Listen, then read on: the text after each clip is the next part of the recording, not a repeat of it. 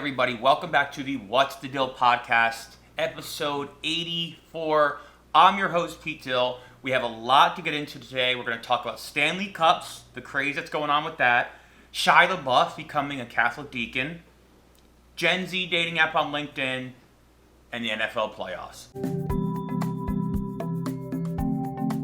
All right, so like I said, we have a great show lined up for today. I just want to start off saying thank you all for checking in on me in the face. I appreciate all the messages. I know I've talked about it a lot the past couple weeks, kind of my health and everything, but I appreciate all you checking in. Make sure you like, subscribe to this episode, this podcast. Share it around with your friends if you think it's fun, funny, having a good time with it. Okay, we're going to jump right into the first topic, which is Stanley Cups. Now, for those of you that know Stanley Cups, you're already kind of maybe nodding your head, you're smiling a little bit, maybe you're face palming. For those of you that don't know Stanley Cups, you might be wondering, you're saying, what are these words you're saying? Stanley Cups? Is a dude named Stanley have a cup? What is this? Stanley Cups, Stanley is a brand, a drinkware brand, kind of outdoors brand. And they make these mugs, they make cups. They make water bottles, basically, kind of high-duty water bottles. Now, you might be saying, why does this matter, high-duty water bottles? All of a sudden, in the past year, these Stanley Cups have become a commodity, and everyone is walking around with these Stanley Cups. Now, if you know the Stanley Cups, you know what they look. These things are huge. They're these big, gargantuan water bottles. They look like those water tankers at beach towns that say the town name on it. They literally look like one of those big water things that say Lavalette on it. And you're like, oh, yeah, okay, there's a huge thing. That's what it looks like. It looks like a garbage can that people carry around. These things are huge. And they become very popular on social media. I guess a bunch of influencers and people drink out of them and have them. And they're come in different colors, and now all of a sudden, everybody's walking around with these water bottles that are like $100, and it's even trickling into schools. I saw some videos online of moms being like, my 9-year-old daughter wants a Stanley Cup, they want to bring it to school, all the kids are talking about these Stanley Cups. So, this latest craze of like a commodity, just like Beanie Babies. Y'all remember Beanie Babies? Do you remember reading in the school bus with Beanie Babies? And kids are just bringing in these little plush, toys, these little, Beanie Babies. I don't even know what are Beanie Babies? They're just little stuffed animals with little beans in them. And people wanted them, people traded for them, people bought them. And then just one day, magically, no one wanted Beanie Babies anymore. And mothers and fathers across America shoved these stuffed animals in a dark side of their closet, and they've been there ever since, deteriorating, taking up space in homes right now. That's kind of what these Stanley Cups are. They're just all of a sudden, people want these water bottles. And are they anything special? No. They just hold water. Water that you drink out of the faucet? Stanley Cups just hold water. And I don't see people drinking out of these Stanley Cups. I just see people carrying around Stanley Cups. I've literally never seen one person actually take a sip out of their Stanley Cup. I've only seen people walk around. Now, I don't want to poo-poo. On Stanley Cups. I get it. We all like things. We all have things we like and like to buy. So I'm not gonna say that's bad. You shouldn't get it. I get it. I have baseball cards when I was growing up. I sit and watch a sports game for 3 hours. So we all have our things. But what I thought was so interesting, and this is what I want to talk about. Stanley Cups, they made right here $75 million 3 years ago in 2019. 4 years ago, 2019. 3 years ago. $75 million as a company. Last year in 2023, they made $750 million. They 10x'd all of their sales, selling the same things. And the guy behind this marketing strategy is the same guy, the guy who transformed Stanley Cups from a company that sells cups that hold water to a more valuable company of cups that hold water is the same guy who transformed the brand Crocs. And I heard that. I was like, this guy needs to be president of the United States. The guy who brought Stanley Cups to these new heights and transformed Crocs into cool streetwear needs to become the president. His name is Terrence Riley. So this is my plea to you, Terrence Riley. You did it. You somehow are doing it. You're turning these things into global phenomena, these products. Do it for us now. Start working for us. Let's make a difference, brother. We would appreciate it as a country. I'm excited to see where Stanley Cups goes next. If there's even more and more products, and how this will grow, and if people still care about them. And in 2 years, will there be another water bottle? Or I don't know. But that was Stanley Cup. So next, I want to talk about something a little near and dear to my heart. Something very cool I saw and have been following the journey of, which is Shia LaBeouf has really given his life to God, became a Catholic. And the latest news this week is that Shia LaBeouf wants to become a deacon. I thought that was really cool. Now, us Catholics, we know everyone who's Catholic. We have that kind of Rolodex in our brain. We're taking tabs of everyone who's Catholic out there, especially celebrities. So celebrities that are Catholic, like off the top of my head, Mark Wahlberg, Mario Lopez, Andy Garcia, that's just off the top of my head, of guys who are practicing Catholics. And we own them. Like, we're like, all right, yeah, so now Shia LaBeouf, he's a Catholic. We're Catholics, we're like, yeah, man, this is great to see. Even Stevens, our boy, he's now Catholic. And he wants to become a deacon, that's like a double win. Shia LaBeouf wants to become a deacon. Catholics, we're like, yes, you finally see what we see. So, we love a good celebrity becoming Catholic.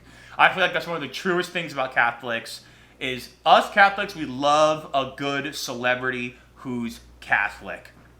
And Shia LaBeouf has, recently converted his life to God. Now, on kind of a more, serious note, obviously I love thinking about that kind of funny side of, us Catholics loving celebrities, us Catholics loving celebrities who are Catholics. What I really loved about this Shia LaBeouf story is how he's also kind of been converted, how he's been, his journey, how he's followed along his journey. And Shia LaBeouf, obviously a celebrity, Transformers, even Stevens, all these movies, actor, writer, director, really successful, has had kind of some trouble in the past. And, Hollywood has said, oh, this bad boy Shia LaBeouf and blah, blah, blah, blah, all the stuff they say. Now he's not good anymore. And really had his journey towards Christ come to fruition through a movie role, which is the Padre Pio movie that came out. I never saw it. Heard some mixed reviews about it. But, and he then, to study for Padre Pio, he went and lived with Franciscans. Some Franciscans on the West Coast in California. And he was just totally struck by their lifestyle, their message, and who these guys are. And more so, felt Christ through their life, through their witness. Nothing really they were kind of trying to convince him of. Nothing really they were trying to prove to him that he was wrong in his old ways.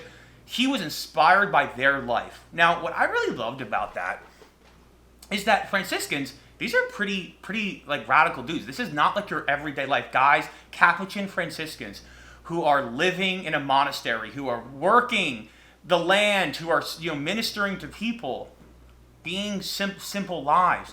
That's not normal. That's the antithesis of what the entire world, our society teaches, which is more, get yours. And Franciscan brothers are like, hey, we live together, we share life together, and we're here to make the world a better place and preach God to other people.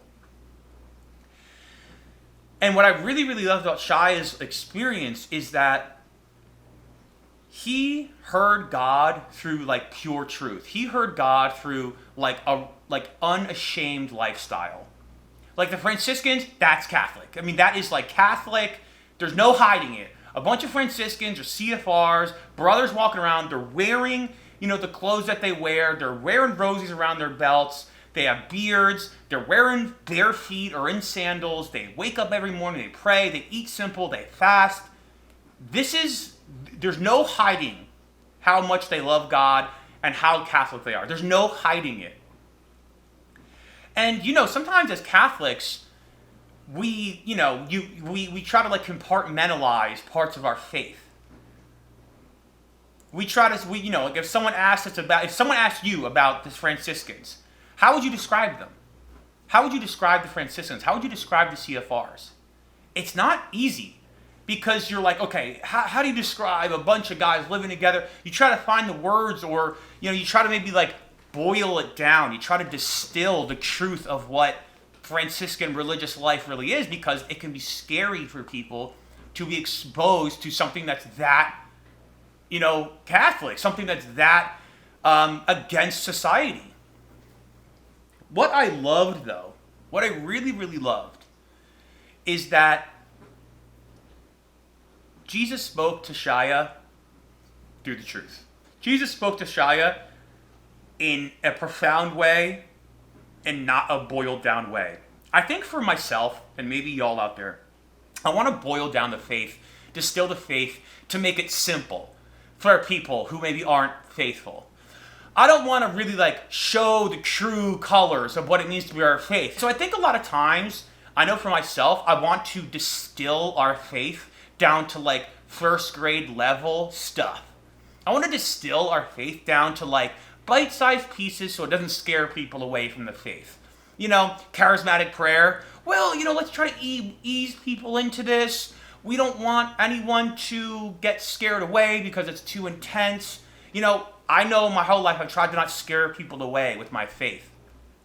And I don't know if I've done a good job of that. I don't know if I've, all I know is that there's a temptation, I think, to really, to strip down our faith, to make it palatable for people when we talk about it or live it or express it. But what's really easy to fall into is stripping away the truth of our faith. And when we strip away the truth of our faith and we try to boil it down, is we sometimes lose the power that Christ's word and Christ can have on people when we try to just put our own spin on what our faith is. I know I fall into that. I try to sometimes start explaining things about faith or my life or lifestyle, and all of a sudden I'm just talking about stuff off the rails, and I feel like people might be more confused. When in reality, Christ is the one who's drawing people to him.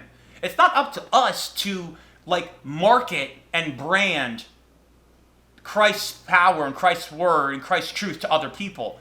Sometimes the best way to evangelize to other people is to just speak the simple truth, and that can cut through the hearts of lies.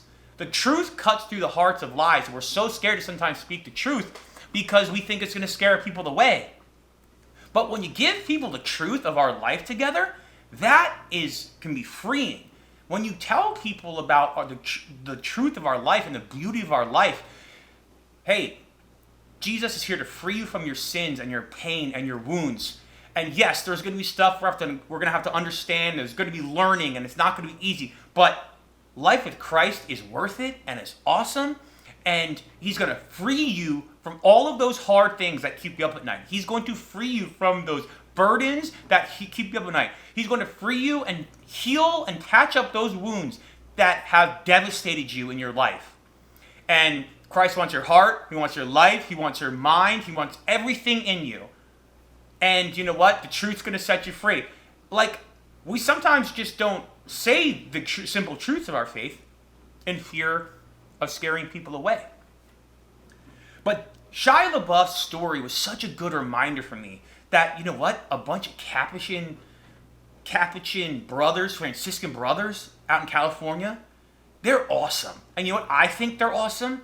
And yeah, I probably am going to be like, oh, I don't think a celebrity's going to think they're cool. It's going to be too weird for them. No, dude, they're awesome. And celebrities are going to think they're awesome. Shia's going to think they're awesome. Everyone, because they're living a radical, authentic life. Filled with love. Filled with passion for making our life better through God. And it's let's not be scared to actually tell the truth about our lives. Because you know what? The true colors have to come out, right? If you're trying to, everything, when you follow God, everything, you can't hide. You can't hide. And I realize that more and more, that like, hey, like as much as I want to maybe hide from my past or sins or this, yeah, I really can't, and it all comes up to the surface, and I have to offer that over to God, and I have to be a better man. I want to be a better man, and I want Christ to help me with that. And then at the same time, I want other people to experience that. Like, I want other people to experience the fulfillment that comes from following God, and not the painful emptiness that the world offers. And that when we talk about our faith, it's so easy just to be like, oh, being Catholic's really about, just like following some rules in the Catechism and the Bible, and yes, we believe in the Eucharist, and but it's really just a simple good life, and it is a simple, beautiful life. But like, let's not be scared to like show people the far reaches of our faith, show people the fullness of our faith, talk about the whole entirety of our faith, because God speaks to everyone however He wants. It's not up to us to shortstop God's message to someone and say, hey, listen, they're going to think this is weird, so I'm just going to kind of boil this down. Franciscan brothers, they're kind of like, a fraternity, but a holy fraternity. And people are like, a holy fraternity? Like a Christian frat? Like, what is that? No, but it's like, here's a bunch of guys who live a vow of poverty, chastity, obedience. They are beggars for their food. They work on the land of their place, and then they go out every single day to their community to help the hungry, help the homeless, help those in pain, pray over them, and try to make others' lives better. Okay, well, that's vastly more interesting, engaging, and powerful than a Christian, a Christian frat. I just want to remind myself not to be scared to really talk about the truth of our faith, not to be scared about really talk about, hey, what's actually going on, because that can be powerful to someone, even if I don't think it is. And who am I to say, oh, this person's going to think this is weird? Because what that really means is, I don't want this person to think I'm weird. I don't want this person to think that I'm a Looney Tune. But you never know. We just not be scared. And Shia, God bless you, man. I'm happy to see you, giving your life to God. And happy to see you want to become a deacon. That'd be so cool to see you up there on the altar, doing your thing up there as a deacon. I think, also Shai, your witness is powerful. Your witness of conversion is powerful, and will lead many towards Christ more and more. So like, that's powerful. Your ability to connect with people and have an impact on people is going to be vast. So God bless you, bro. Okay, moving on. How much time we got? Okay. Moving on. I saw an article. We're going to talk about this new dating app called The League. And it said it's a new Gen Z dating app where to get entrance onto this dating app, you have to put your LinkedIn profile. And people scan your LinkedIn profile and then say, oh, I want to maybe, match with this person. And again, I don't want to say that's silly, but what I was reminded of when I saw this article, which again, it's an app, so it's like, there's always kind of have a new slant of an app to make money. So, I'm not, I don't know if the founder of this is like, man, I just want everyone to fall in love so badly, and it's going to be through LinkedIn. It's my passion. I don't know, or maybe they just think this is a great way to, market app to people and make some money. But what I thought was really interesting about that, about kind of putting your LinkedIn profile as like your dating profile, your background, your work history, your resume. So my actual thoughts on it is, this stuff actually is important to talk about. Work, lifestyle, what you think of money is actually really important to talk about in, I think, dating and courting in a marriage. I know it's been important for my marriage because, again, you can't hide from everything in a marriage. That's something I've learned. I'm only a few years into my marriage, but you can't hide from your life in marriage. You got to talk about everything. You got to communicate about everything. And sometimes talking about money is not easy, and sometimes talking about lifestyle is not easy, because maybe it brings up how you were raised, and maybe you went on expensive vacations. Maybe you never went on a vacation. Maybe you had 4 cars growing up. Maybe you had 1 car growing up. But I promise you, if you're dating someone and you don't talk about lifestyle and education and background and money, it's going to come to a conflict one day, because one of you is going to say we need 3 cars, and one of you is going to say we only need 1 car, and you're not going to understand why neither of you get it, because it's like, well, I was raised this way, and I was raised that way, and this is what I think, this is how my parents raised me, this is how my parents raised me. But it's just like, it's important to talk about. It reminded me of kind of like, hey, in the courting process, the dating process, in my experience, talking about life, money, experience, like work, what you want, stay-at-home mom, dad goes out to work every day, do you want those things? Does a good woman want to work? All these things, you got to talk about them. And so I thought this was an app where maybe that would jumpstart kind of talking about some of these things that might be helpful. I don't know. Anyway, that was that. That was that. I thought that was kind of a cool thing, and I don't know if that was I don't know if anyone resonates with that, but yeah, the league. So if you're on that dating app and you find a good person, let me know. Reach out to me. Okay, last, certainly not least, the NFL playoffs are starting this weekend. My beloved Dolphins had a rough end to the season, but we're still in the playoffs. And I saw the funniest ad ever regarding the NFL playoffs. It was on NBC, and it said, for the first time ever, an NFL playoff game is streamed just on Peacock. Peacock is the NBC streaming app you have to pay for. So it says, for the first time ever, you could stream for the first time ever, you can only stream an NFL playoff game on Peacock. Which I thought was so funny, because what that really means is, for the first time ever, you're not going to be able to see a playoff game if you don't have an extra money to pay for. For the first time ever, you're probably not going to be able to watch one of your favorite teams play. For the first time ever, only the Office fans are going to be able to watch an NFL playoff game. For the first time ever, only Parks and Recs fans can watch the Dolphins versus Chiefs play. And I just thought that was crazy. I do not know why they're doing that. I do not know why they're streaming a playoff game on just an app. Obviously it's to get more people to buy Peacock and to buy that. So if there's some collusion happening. But I was just like, dang, they're really going to do that to us, huh? Now, thankfully, we already subscribed to Peacock. So I'm going to be able to watch my Dolphins play the Chiefs. But I was like, that's so wild for what if you don't have it? What if bars? What if you want to go to a bar and watch a game, or a Buffalo Wild Wings? Are they gonna have to subscribe to Peacock? I don't get that. I get it, but I think it's silly. So Dolphins are playing the Chiefs at the Chiefs this Saturday or Sunday. It's supposed to be 2 degrees, literally 2 degrees in Kansas City. And us Dolphins from South Florida, used to playing 80-degree weather, it's going to be quite a difference this year. But we'll see. We'll see what happens. Overall, for me, being a Dolphins fan this year was a lot of ups and downs. Some great wins, some hard losses, but still a good year. Still great to be in the playoffs and have a shot at going to the Super Bowl. First game, defending Super Bowl champions in Arrowhead Stadium, 3 degrees out. Yikes. So you never know, though. You never know what can happen. So we'll see.